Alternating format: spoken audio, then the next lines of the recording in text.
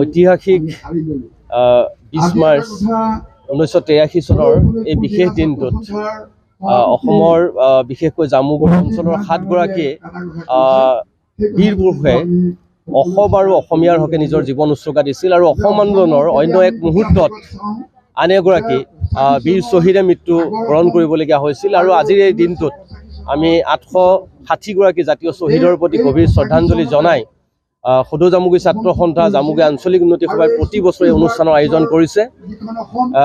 অসমৰ 6 বছৰীয়া অসম আন্দোলন হৈছিল। অসম আৰু অসমীয়াৰ প্ৰভুত্ব স্থাপন কৰিবৰ কাৰণে যিসকলে নেতৃত্ব লৈছিল, সেই সময়ত সদৌ অসম ছাত্ৰ সন্থাৰ নেতৃত্ব লৈছিল, গণ সংগ্ৰাম পৰিষদৰ নেতৃত্ব লৈছিল।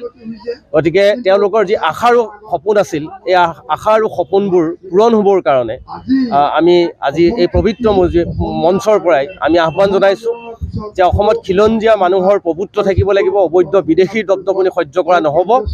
আৰু এই আশা আৰু সপোন লৈ তেওঁলোক জাতীয় শ্বহীদ হৈছিল। গতিকে তেওঁলোকৰ যি ভৱিষ্যত, তেওঁলোকৰ সপোনবোৰ আগন্তুক দিনত যাতে এইখন চৰকাৰে যাতে সম্পূৰ্ণ কৰিবৰ কাৰণে সক্ষম হয়, তাৰ কাৰণে আমি ছাত্ৰ সন্থাই দাবী জনাইছোঁ।